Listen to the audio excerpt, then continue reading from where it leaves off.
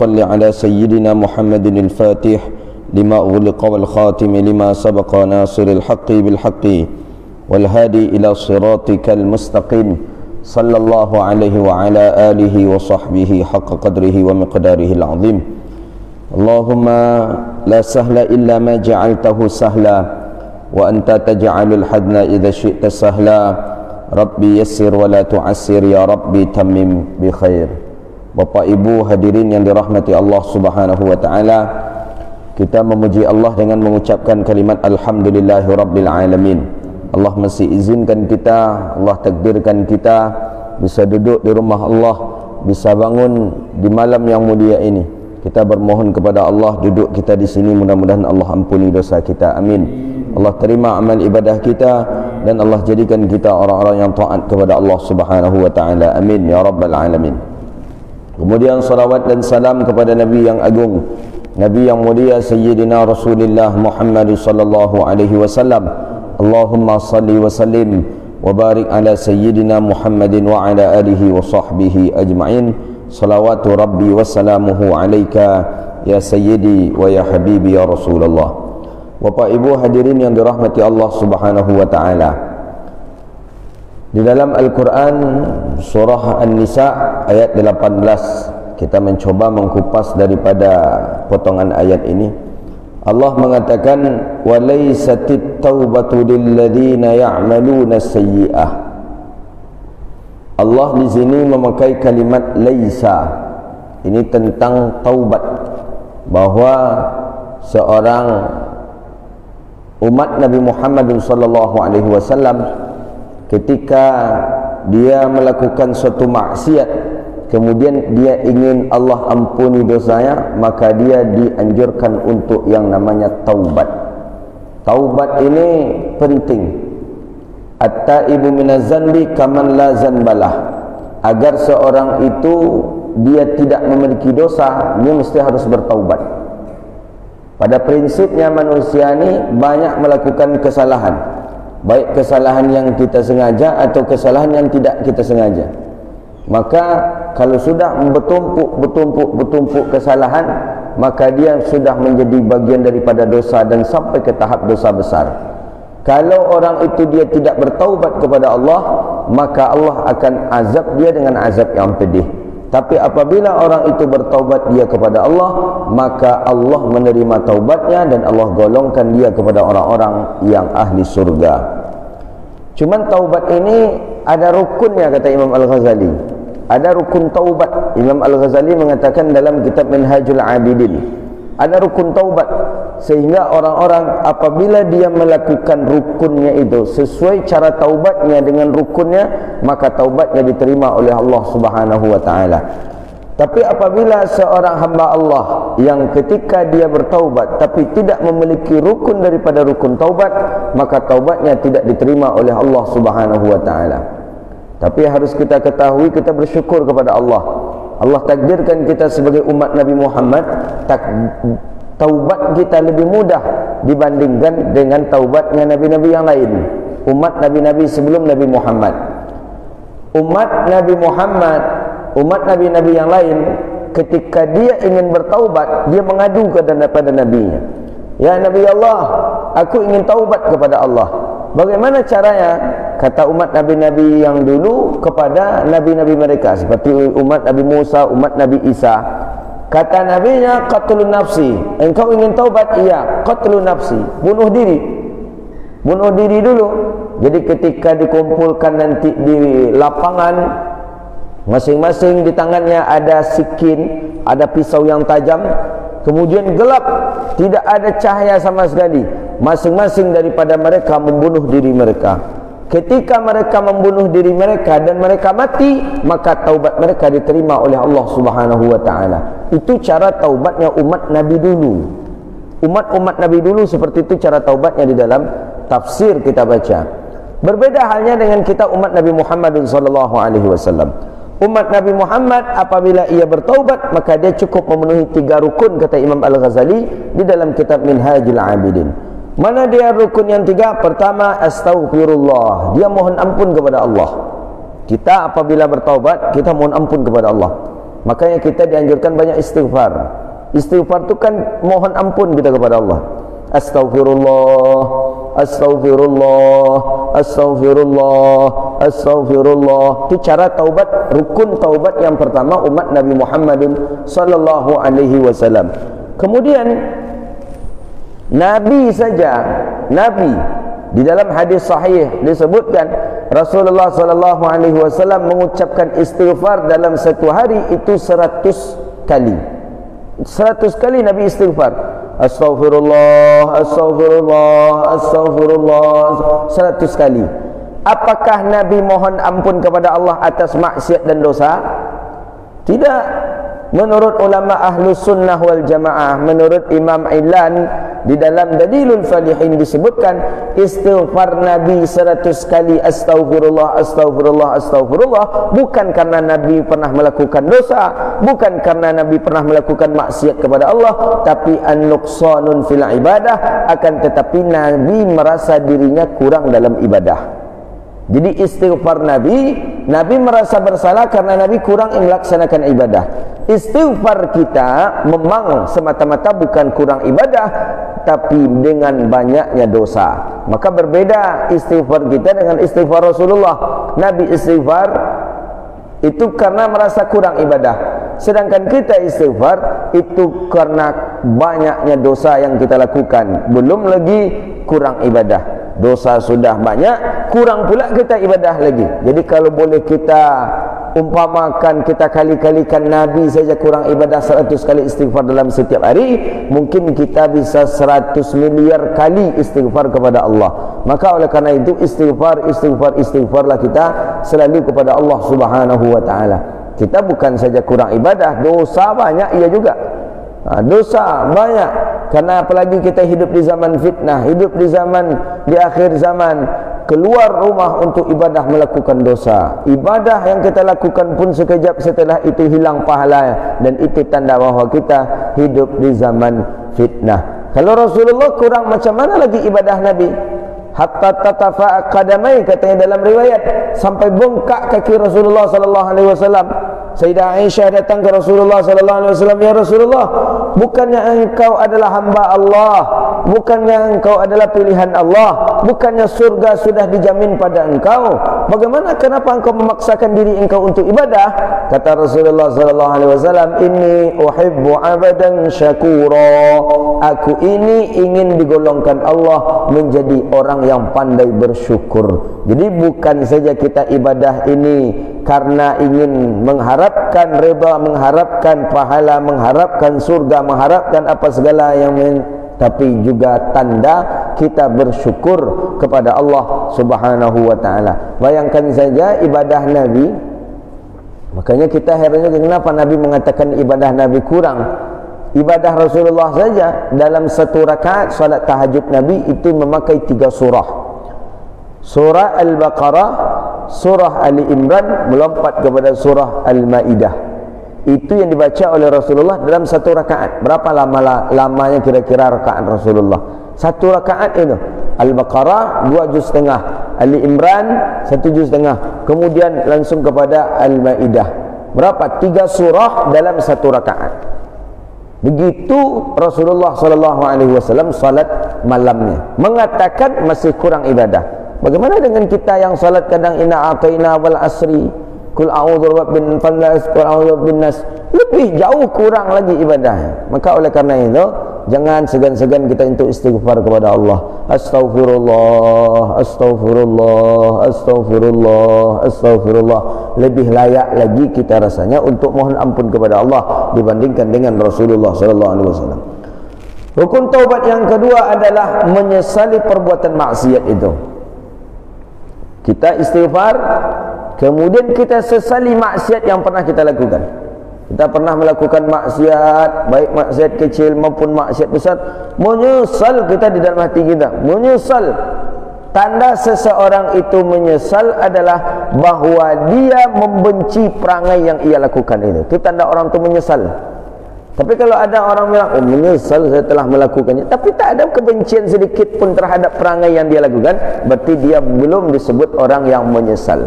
Maka tanda seseorang itu menyesal angkariha, bahawa dia benci dengan perbuatan maksiat yang lakukan, berarti dia tanda orang yang menyesal. Tapi justru lama-lama mendekat dia ke maksiat itu lagi. Lama, saya menyesal saya melakukan itulah kata. Tapi tanda-tanda arah ke sana masih dia lakukan. Berarti orang ini masih belum dikatakan orang yang menyesal. Jadi tanda orang menyesal adalah orang yang benci dengan perkara yang sudah pernah ia lakukan, maka itulah yang disebut dengan menyesal. Sama dengan anak-anak yang sudah kita beritahu kepada anak-anak, itu kita pun orang dewasa, bahwa di depan kita tu ada lubang di sana. Lewat juga kita di sana, masuk ke lubang tu, menyesal kita menyesal. Kenapa? Sudah diberitahu oleh orang tu. Wah, tak mau saya lagi, menyesal saya lewat di sana lah. Padahal dulu dah ingatkan itu, bahawa itu tu ada lubang. Menyesal kata, itulah ni. Kalau bahasa apa namanya, topoge namanya. Tak faham pula kita apa cara bahasa Indonesia tapoge itu. Terpegas pokoknya dia masuk situ lagi karena ada menyesal. Rukun yang ketiga, inilah dia orang yang baru dikatakan dia bertaubat, mesti alla ya'uda fih, dia punya cita-cita, dia punya keyakinan bahawa dia tidak akan kembali melakukan maksiat itu. Maka tiga inilah rukun daripada rukun taubat, kata Imam Al-Ghazali dalam Minhajul Abidin. Pertama, dia istighfar kepada Allah. Yang kedua, dia menyesali perbuatan maksiat yang sudah dia lakukan. Yang ketiga, bahawa dia berjanji di dalam hatinya tidak akan mengulangi perbuatan maksiat itu. Maka apabila tiga rukun ini dipenuhi oleh seorang hamba ketika dia bertaubat kepada Allah, maka taubatnya lah yang disebut dengan taubatan nasuha. Inilah dia.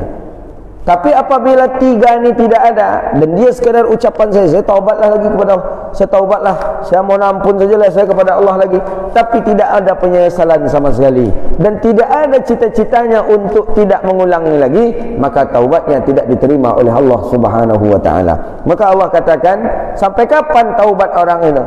Sampai kapan taubatnya diterima oleh Allah? Allah memberi waktu, Allah memberi peluang untuk orang-orang tadi bertaubat. Tapi apabila seseorang itu bertaubat ila yugargar, maka kata Nabi SAW, innallaha yaqbalu taubatal 'abdi ma lam yugargar, sesungguhnya Allah menerima taubat seorang hamba ma lam yugargar, selama belum sampai ke tenggorokan. Maksudnya belum dia akan mati, tapi ketika seseorang itu sudah ada tanda-tanda kematian, kemudian dia baru bertaubat kepada Allah, maka Allah tidak menerima taubatnya. Maka di sini disebutkan, walaisatit taubatu lilladzina ya'maluna sayyi'atin hatta idza hadara ahaduhumul maut qala inni tubtu al-an.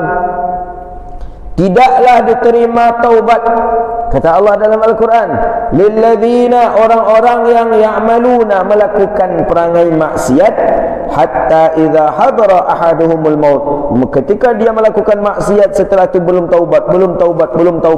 Kapan dia bertaubat? Hatta idza hadara ahaduhumul maut, ketika datang kematian kepadanya, qala inni tubtul ana, kemudian dia berkata, saya bertaubat lagi ya Allah. Maksiat terus dia lakukan, dosa terus dia lakukan, belum ada tanda-tanda dia akan bertaubat kepada Allah. Baru dia bertaubat kepada Allah, mulai Allah angkat nikmat telinga peka, mulai Allah angkat nikmat mata buta, mulai Allah angkat nikmat selera, tak ada lagi yang rasa enak, sakit badannya, dan sakitnya itu sakit mati. Baru dialah bertaubat, tubtul ana, aku bertaubat sekarang ya Allah. Maka Allah tidak menerima taubat mereka, wa hum kuffar, mereka adalah bagian daripada orang-orang kafir, orang-orang yang enggar, orang-orang yang inat di atas rahmat Allah Subhanahu wa taala. Maka oleh karena itu, Bapak Ibu yang dirahmati Allah, sebelum kita mati, taubatlah kita kepada Allah. Sebelum kita mati, taubatlah kita kepada Allah. Sebelum Allah jemput ajal kita, taubatlah kita kepada Allah Subhanahu wa taala. Karena kalau sudah tanda kematian itu sudah masuk ke diri kita, Allah tidak nak lagi menerima taubat kita. Tubtul ana, inni tubtul an, saya taubat hari ini ya Allah, saya taubat lagi ya Allah, saya taubat lagi ya Allah. Padahal dia bertaubat itu tidak lama setelah itu dia akan meninggal dunia. Maka oleh karena itu, sebelum ada tanda-tanda kematian itu kepada diri kita, taubatlah kita kepada Allah Subhanahu wa taala. Caranya macam mana Ustaz? Yang tiga tadi. Istighfar, mohon ampun kepada Allah, menyesali perbuatan maksiat, berjanji tidak akan mengulangi maksiat, berarti kita sudah bertaubat kepada Allah Subhanahu wa taala.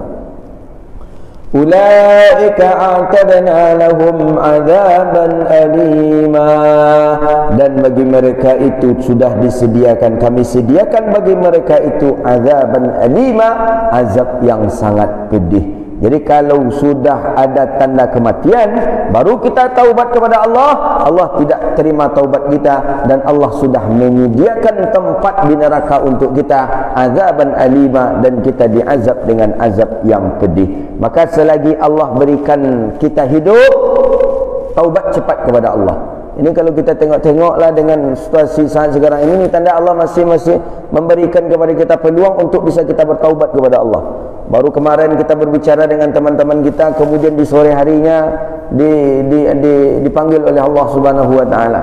Seperti guru kita Ustaz Tengku Zulkarnain, sebelumnya paginya, siangnya masih enak video call dengan beberapa dengan teman-teman kita yang ada di Pekanbaru. Dalam keadaan nampak dengan suasana sangat ceria, dengan suasana yang sangat girang, tapi qadarullah ternyata pas detik-detik minit setelah berbuka puasa Allah jemput beliau. Maka oleh karena itu Nabi kan sudah mengatakan kafabil mauti wa'irah, jadikanlah kematian itu sebagai pelajaran untuk kita.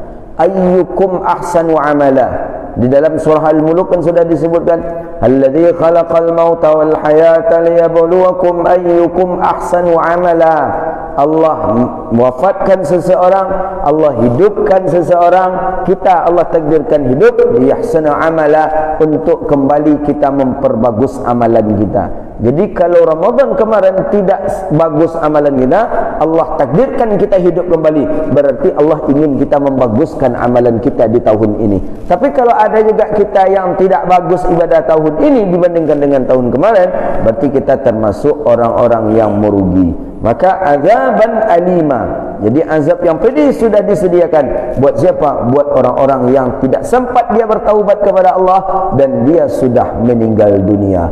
Maka oleh karena itu ingat ungkapan Sayyidina Ali bin Abi Talib, ada mengatakan ini punyanya Sayyidina Hasan Al-Basri rahimahullahu ta'ala, ilahi lastu lil firdausi ahla wala aqwa ala naril jahimi fahabli taubatan waghfir dhunubi fa innaka ghafiruz zanbil azimi.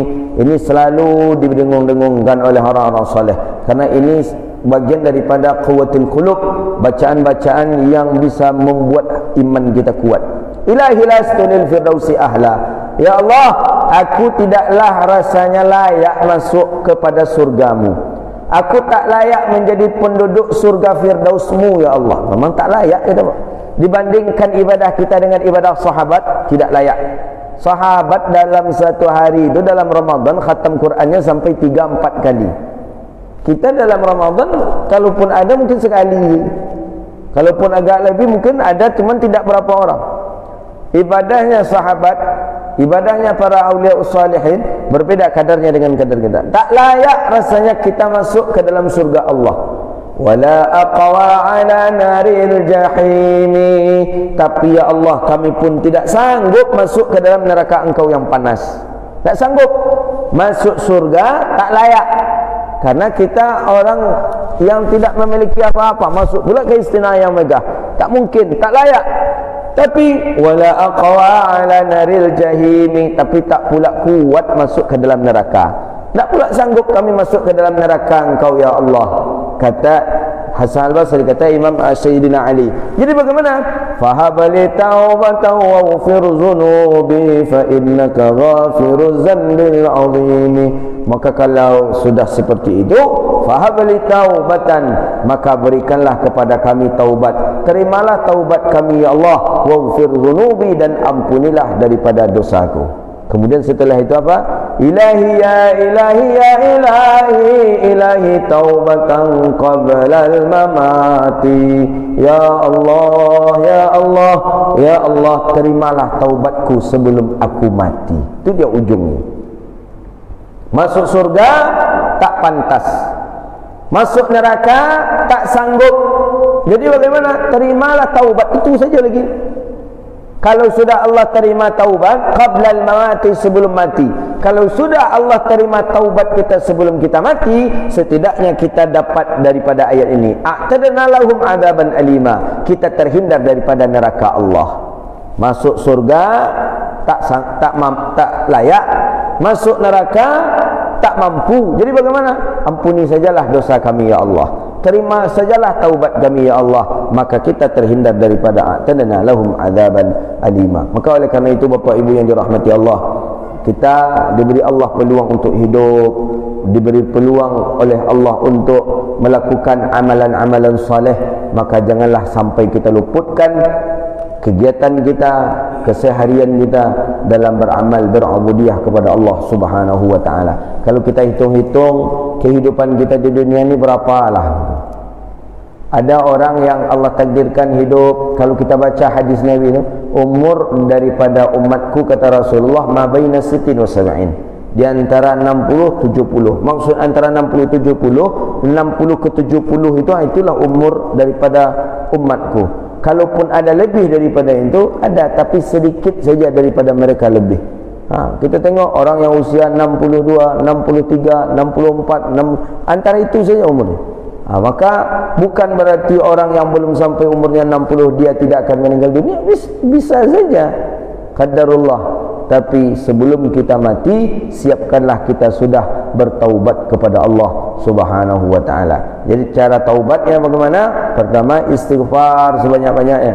Astaghfirullah, astaghfirullah, astaghfirullah, astaghfirullah, astaghfirullah. Kedua, menyesali perbuatan maksiat ini. Menyesal sekali kita. Tanda orang itu menyesal bahawa dia membenci perangai maksiat, itu tanda dia menyesal. Orang minum khamar, tanda dia menyesal dia minum khamar, dia benci dia ke khamar. Setiap nampak khamar tu dibuang, setiap nampak khamar tu dilemparnya, itu tanda bahawa dia orang yang menyesal. Kemudian yang ketiga, alla ya'uda fih, dia berjanji di dalam hati tidak akan lagi mengulangi perangai maksiat itu lagi. Maka dengan kita sudah bertaubat kepada Allah, maka Allah pun mengampuni daripada segala dosa kita. Makanya ulama-ulama dahulu kala orang-orang soleh banyak baca doa. Apa doa? Allahumma inna nas'aluka taubata wa dawamaha. Ya Allah, aku bermohon kepada Engkau ya Allah bertaubat ya Allah. Dawamaha, mendawamkan taubat. Dawam ini maksudnya membiasakan untuk taubat. Allahumma inna nas'aluka taubata wa dawamaha wa na'udzubika minal ma'siyati wa asbabiha, dan aku pun berlindung ya Allah daripada maksiat wa asbabiha, dan sebab-sebab maksiat. Jadi orang-orang soleh dulu berdoa bukan saja jauh dari maksiat, tapi Allah jauhkan dari sebab-sebab maksiat. Sebab-sebab maksiat mana? Pandangan mata itu sebab daripada sebab maksiat. Ucapan lidah itu sebab daripada sebab maksiat. Imam Al-Ghazali dalam Minhajul Abidin, pusat atau asal daripada maksiat itu adalah mata. Dari matalah orang melakukan zina, na'udzubillah. Dari mata orang melakukan membunuh. Dari mata orang melakukan minum khamar. Dari mata sumber maksiat itu adalah mata. Maka berdoalah para ulama, wa na'udzubika min asbabiha, min asbabil maksiat, dan aku pun berlindung kepada Engkau ya Allah daripada sebab-sebab maksiat. Belum lagi sampai ke tahap maksiat, sebab maksiat itu saja sudah dijauhi oleh para ulama. Ini kita ada hari ini, kita yang itu kan sebabnya saja, ya itu kan maksiatnya, yang sebabnya tak apa-apa kan. Seperti contoh, wala taqrabuz zina, jangan dekati zina. Asbab mana? Mendekati zina ini saja sudah haram ini, apalagi sudah sampai ke tahap zina. Ini ada orang-orang liberal yang ingin menghalalkan zina, katanya yang tak boleh itu mendekati. Kalau melakukan zinanya boleh katanya. Ini kan orang ni goblok dia dalam memahami makna ayat ini. Yang zina boleh, yang tak boleh itu taqrabuz zina. Sebab ini salah pemahamannya ini. Maka oleh kerana itu dalam ayat itu kan sudah disebutkan ini. Maka mendekati zina saja tak boleh, apalagi langsung melakukan zina, tetap itu lebih lagi tidak dibolehkan. Maka doa orang-orang soleh tadi, wa na'udzubika min asbabiha, dan aku bermohon kepada Engkau ya Allah min asbabiha, daripada sebab-sebab maksiat. Maka dari mata tadi itu sumber maksiat. Coba kita baca sejarah-sejarah, kita baca dari rijalul hadis, kita baca dalam kalam hadis, jarang kita mendengar orang buta melakukan zina. Jarang kita mendengar orang buta minum khamar sampai mabuk-mabukan. Jarang kita orang buta jadi pembunuh. Jarang kita orang buta saling iri hati. Jarang. Kenapa? Karena mata yang tidak nampak. Maka oleh karena itu kata Imam Al-Ghazali, sumber maksiat adalah mata. Maka bermohonlah kepada Allah agar Allah jaga mata kita daripada sebab-sebab maksiat itu.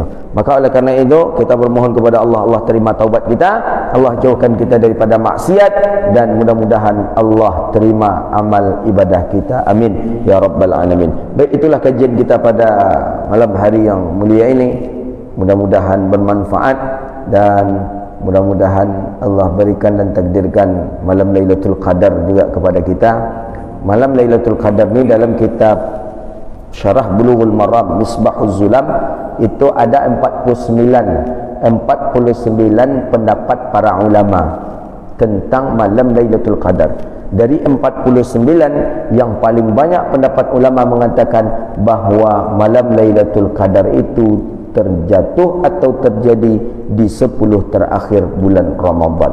49 pendapat ulama tentang malam Lailatul Qadar, tapi kebanyakan ulama berpendapat itu berada di 10 terakhir Ramadan. Ini malam 29, bisa saja ini bagian dari Lailatul Qadar, dan mudah-mudahan iya, dan kita pun Allah takdirkan untuk beramal di dalam malam Lailatul Qadar itu. Amin ya rabbal alamin. Rabbana atina fid dunya hasanah wa fil akhirati hasanah wa qina adzabannar. Wa sallallahu ala sayidina Muhammadin wa ala alihi wa sahbihi ajma'in. Walhamdulillahi rabbil alamin. Assalamualaikum warahmatullahi wabarakatuh.